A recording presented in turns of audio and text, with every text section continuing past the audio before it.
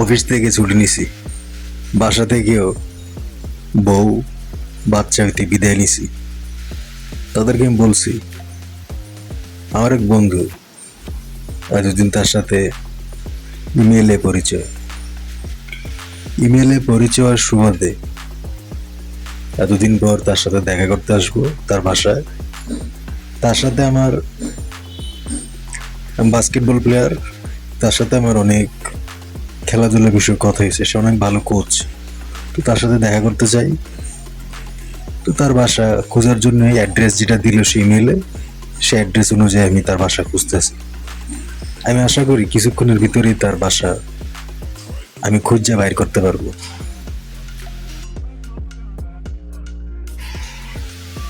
আমি আসলে বুঝতে পারতেছি না সব, মানে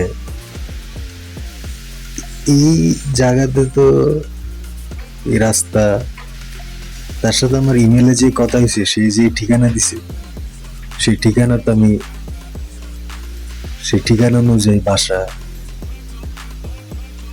তো কোন রাস্তায় যাইতেছি আমি? সে আমাকে যে বাসার অ্যাড্রেস দিছে, সে বাসার অ্যাড্রেসটা কি আসলে মিথ্যা? সে কি মিথ্যা অ্যাড্রেস দিছে আমাকে? সে তো আমাকে গুগল ম্যাপ শেয়ার করলো, এই অ্যাড্রেসটাই তো দিল, কিন্তু তার বাসা কই? তার বাসা তো পাওয়া যেতেছে না। তো এটা একটা মিথ্যা অ্যাড্রেস। সে আমাকে ভুল ঠিকানা দিছে। সে কি ফ্রড? সে ফ্রড হবে।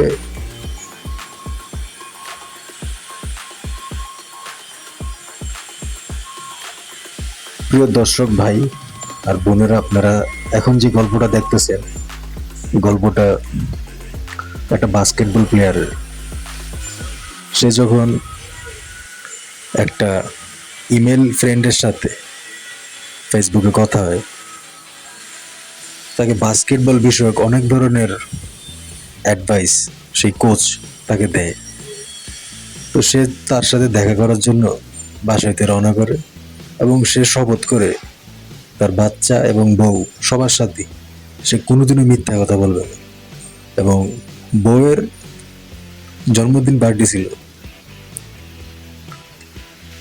এবং কাকতালীয়ভাবে বউয়ের 2 দিন পরেই আবার তার মেয়ের জন্মদিন পার্টি। সে 7 দিনের ছুটি নিয়ে আছে, অর্থাৎ দুজনেরই জন্মদিন পার্টিতে সে অনুপস্থিত থাকবে। এখন যদি বাসায় গিয়া বলে ওইটা একটা ফ্রড বন্ধু ছিল, সত্যি বলা তো বিপদ। তবে সত্যি সে অবশ্যই বলবে ভিন্নভাবে। সে খুঁজলো চারদিক, সব দিক খোঁজার পর সে কোথাও খুঁজে পাইল না তার যে কোচ ফ্রেন্ড, বাস্কেটবল বিষয়ক পরামর্শকদাতা, তার মানে তার সাথে একটা গেম খেলছে, তাকে ভুল ঠিকানা দিছে, সে বাসা হইতে বাইরেছে। এখন কিভাবে সে সে প্রতিটা বাসা খুঁজতে লাগলো। সে ভাবছিল সে বাসায় আসবে, অল্প কিছু টাকা নিয়ে আসছিল তার, কিন্তু টাকাগুলো প্রায় শেষ হওয়ার পথে।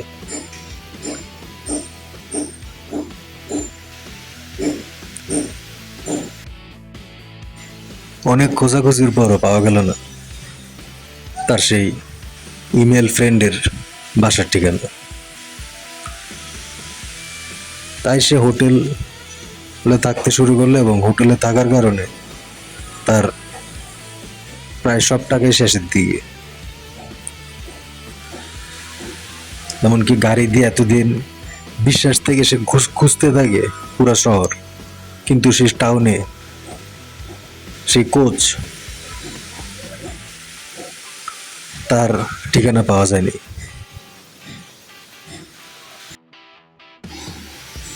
তার কাছে এখন শুধু হোটেলের ভাড়া আছে, গাড়ির তেল কেনার টাকা আছে, বাসায় ফেরার মতো আর সামান্য কিছু টাকা আছে।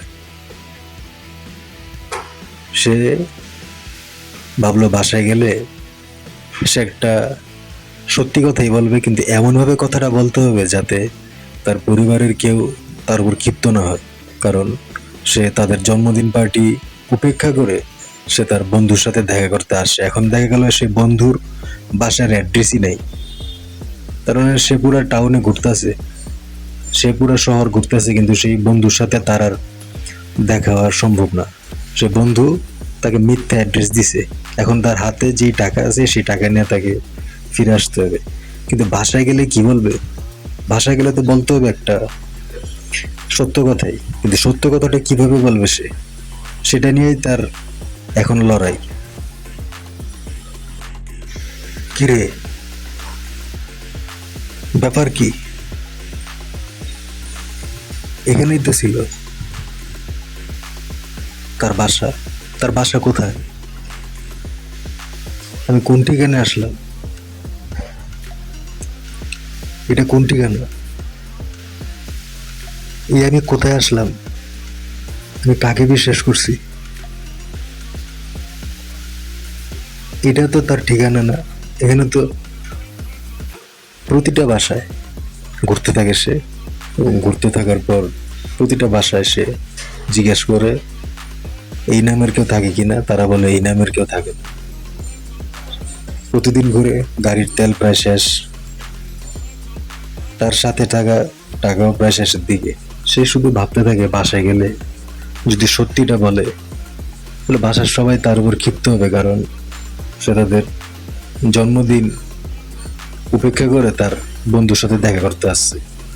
এখন বন্ধুর বাসার ঠিকানাই নাই, তাকে ভুল ঠিকানা দিছে। সে যার সাথে কথা বলছিল সে ছিল একটা ফ্রড, তার থেকে ইতিমধ্যে অনেক টাকা নিছে। প্রচুর পরিমাণে টাকা নেওয়ার পর সে এখন উধাও। সে ছিল একটা চিটার, সে ছিল একটা ফ্রড।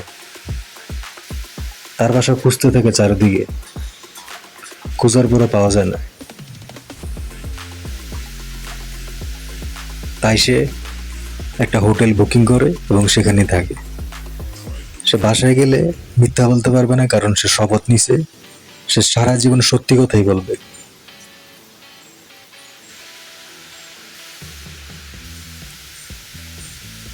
পরবর্তীতে সে আন্দাজ করে একটা বাসা বাইর করে, কিন্তু বাইর করার পরও সে বাসায় যাওয়ার পর জিজ্ঞেস করে যে এই বাসায় কি আমি যার সাথে যেদিন ইমেল কথা বলছিলাম সে থাকে? তারা বলল এই বাসায় কেউ থাকে না। আচ্ছা, একটু ভিতরে গিয়ে বসা যাবে? এবং ভিতরে তাকে বসতে দেওয়া হইলো। একটা লাইন সে পাইলো যে সে ভিতরে গিয়া বসছে বাসার, এই কথাটা সে বলতে পারবে আমি বাসার ভিতরে বসতে পারছি। কিছু খাওয়া দাওয়া করলো, বললো আমি একজন মুসাফির, আমাকে কিছু খাইতে দেন। তাহলে সে বাসায় গিয়ে বলতে পারবে আমি খাওয়া দাওয়া করছি, সত্যি কথাই। কিন্তু এটা সে বলতে পারবে না যে আমি যার সাথে ইমেলে কথা বলছিলাম তার বাসায় খাইছি। তাকে সত্যি কথাই বলতে হবে। তো খাওয়া দাওয়া করলো, থাকলো। এরপর সে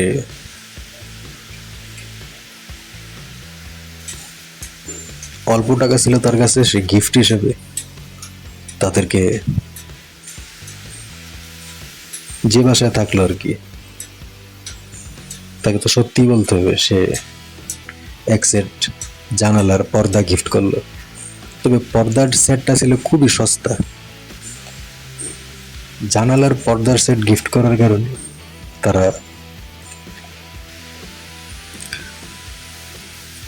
বলে এই পর্দার সেট তারা নিতে চায় না, কারণ তারা খুব ক্ষিপ্ত হয়। কারণ সে বাসার বাইরের দেয়ালে জানালার পর্দা ফিট করে ড্রিল মেশিন দিয়ে, ড্রিল মেশিন একটা কিনে, এবং তারা প্রচুর গালিগালাজ করে। সে তখন তাদেরকে বলে চপ, একদম chop, shut up, just shut up,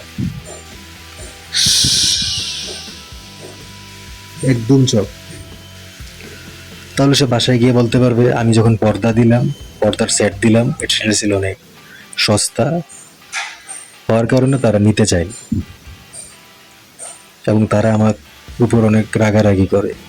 কিন্তু সে এটা বলবে না যে বাসার জানালার বাইরের দিকে সে পর্দা ফিট করাতে বাইরের দেয়াল ক্ষতিগ্রস্ত হয়, আর সেই কারণে যে বাসায় সে ছিল সেই বাসার মানুষেরা ক্ষিপ্ত হয়। সেটা সে কখনই বলে না, না বলার মতো একটা প্ল্যান করে সে। অ্যাটলিস্ট বাসায় গেলে তাকে সত্যিই বলতে হবে এবং সত্যি বলার যে কৌশলটা সে অবলম্বন করে, অর্থাৎ সে একটা নাটক সাজায়।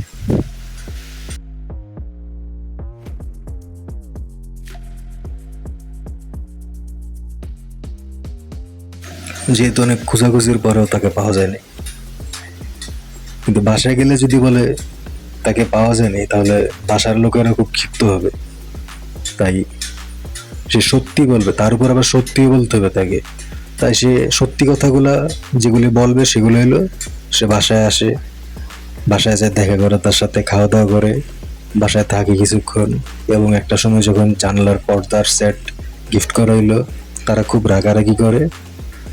জানলার পর্দার সেট, সত্যি কথা বলতে জানলার পর্দার সেট ছিল খুব সস্তা, এবং সস্তা পর্দার সেট গিফট করার কারণে তারা যখন প্রচুর রাগারাগি করে তখন সে বুঝে, তাই তারা খুব অহংকারী। তখন সে তাদেরকে বলে, চপ, জাস্ট শাট আপ,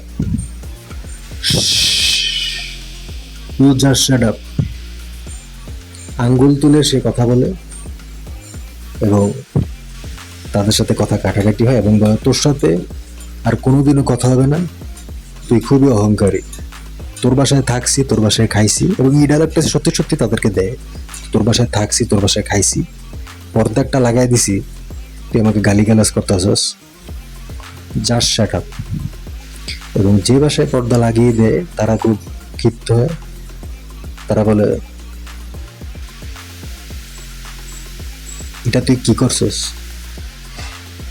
পর্দা কেন লাগাইছস?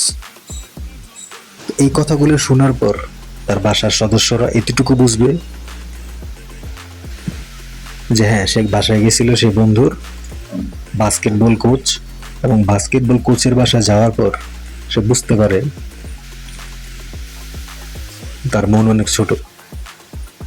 তাকে যখন পর্দার সেট গিফট করা হইলো এবং সে খুব ক্ষিপ্ত হইল এবং সে তখন বলল, ইউ জাস্ট শ্যাট আপ, কথা কম। এরপর সে চলে আসলো। এভাবে বললে সত্যি কথাটাই বলবে, কিন্তু সত্যির ভিতরের সত্যিটা কিছু জিনিস স্কিপ করতে পারবে, কিন্তু সে সত্যিই বলবে। তো সত্যি বলার এই একটা কৌশল সে নাটকীয়ভাবে সাজাইলো, বাসায় গিয়ে সে বলবে। ইতিমধ্যে তার টাকা পয়সা সব শেষ, শুধুমাত্র বাসায় আসার মতো তার কাছে খরচ আছে।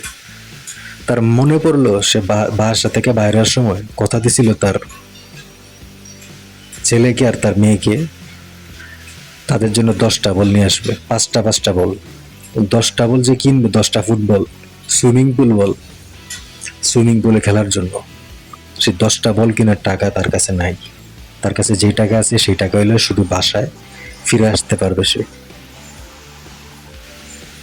এমত অবস্থায় সে কি করবে?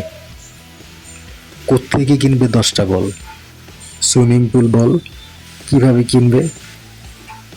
আপনারাই বলেন কিভাবে কিনবে? তাকে আপনাদেরকে বলতে হবে না? তার কাছে এখন যে টাকা আছে সেই টাকা দিয়েই হয়তো আকুতি মিনতি করতে হবে একটা দোকানে গিয়ে। স্পোর্টসের দোকান খুঁজতে লাগলো সে, যে দোকানে সুইমিং পুলের বল পাওয়া যায়, প্লাস্টিক। 10টা বল, 10টা বল কিনতে গেলে তার তো টাকাই শেষ হয়ে যাবে। সে বাসায় যদি আসে, বাসায় আসবে কিভাবে? তার কি পাখা আছে? সে কি উড়ে উড়ে আসবে? তাকে যানবাহনে করে আসতে হবে, তার গাড়িতে আসতে হবে। গাড়ির যে তেল কেনার খরচ, তেল কিনতে গেলে সে আর 10টা বল কিনতে পারবে না। কিন্তু সে কথা দিছিল যে আসার পথে সে অবশ্যই 10টা সুইমিং পুলের খেলার বল নিয়ে আসবে। এখন কিভাবে কিনবে সে? তার থেকে তো টাকা নাই। অনেক কষ্টে দেখতে পাইল স্পোর্টসের দোকান, সেখানে গেল। পুরো বিষয়টা খুলে বলার পরেও তারা ভিতরে কেউ রাজি হয়নি। সবাই বলে, বাইরে বেড়া, ফকিরের বাচ্চা, কোথেকে আসছিস তুই? হে, এখানে আছে স্পোর্টস বল কিনতে। তখন সে বললো, আমি পার্ট টাইম কাজ করবো দোকানে অ্যাসিস্ট্যান্ট হিসেবে, এর বিনিময়ে আমাকে 10টা স্পোর্টস বল দেন, পরবর্তীতে আমি হয়তো টাকা আপনাদেরকে দিয়ে দিব। তারা বলল, না, সম্ভব না, অসম্ভব। তাকে তার প্রতিশ্রুতি রক্ষা করতেই হবে। তাকে যখন ঘাড় ধাক্কা দিয়ে বাইর করে দিল স্পোর্টসের দোকান থেকে, সে বাইর হওয়ার পর সে সঙ্গে সঙ্গে একটা বালতি নিল, বালতিতে করে গরুর চামড়ার ফ্যাক্টরিতে গেল এবং চামড়া ভিজানো যে পানি, সেই পানিটা বালতিতে ভরলো। ভরার পর দোকানের দরজা খোলা ছিল, স্পোর্টসের দোকান, সেই দোকানের ভিতর 2জন কর্মচারীর গায়ে নিক্ষেপ করলো সেই চামড়ার পানি, চামড়া ভিজানো পানি, 7 দিনের চামড়া ভিজানো পচা পানি, দুর্গন্ধযুক্ত পচা পানি যখন তাদের শরীরে নিক্ষেপ করলো। দরজা খোলা ছিল, পাশেই তো ছিল জঙ্গল, যে জঙ্গলের ভিতর একটা ফার্ম ছিল, সেখানে থাকতো 400টা বন্য প্রজাতির কুকুর। সেগুলা সেই চামড়ার পচা পানির গন্ধে সে দোকানে প্রবেশ করে এবং তাদেরকে ছিঁড়ে ছিঁড়ে খায়। যা দূর হইতে দেখে গাছের পিছনে লুকিয়ে থেকে সেই বাস্কেটবল প্লেয়ার। তাদেরকে খাওয়ার পর পুরো দোকান যখন রক্তাক্ত, তখন সে দোকানের ভিতর যায় আর 10টা বল নিয়ে সে বাসায় ফিরে। এভাবে তার বল সংগ্রহ করতে হয়, সেটা ছাড়া তার কোনো উপায় ছিল না।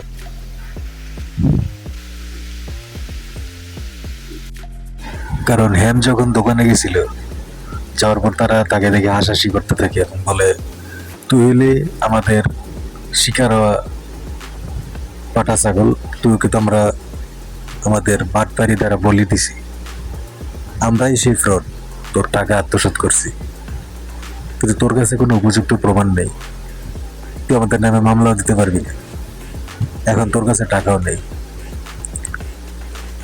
তখন হ্যাম ব্যবস্থা নেয় এবং তাদের শরীরে গরুর চামড়ার পুরাতন পচা পানি যখন নিক্ষেপ করে এবং সে গাছের পিছনে লুকায়, কিছুক্ষণ পরেই বন থেকে যে ফার্ম ছিল সেখানেতে বড় বড় বন্য কুকুরেরা আসে, দোকানে ঢুকে তাদের শরীর থেকে চামড়ার পানির গন্ধ শুকে তাদেরকে কামড়ে কামড়ে ছিঁড়ে ছিঁড়ে খায়, যা সে গাছের পিছনেতে লুকিয়ে লুকিয়ে দেখে। তারা মারা যাওয়ার পরে সে দোকানিতে 10টা বল নিয়ে সে বাসায় চলে আসে।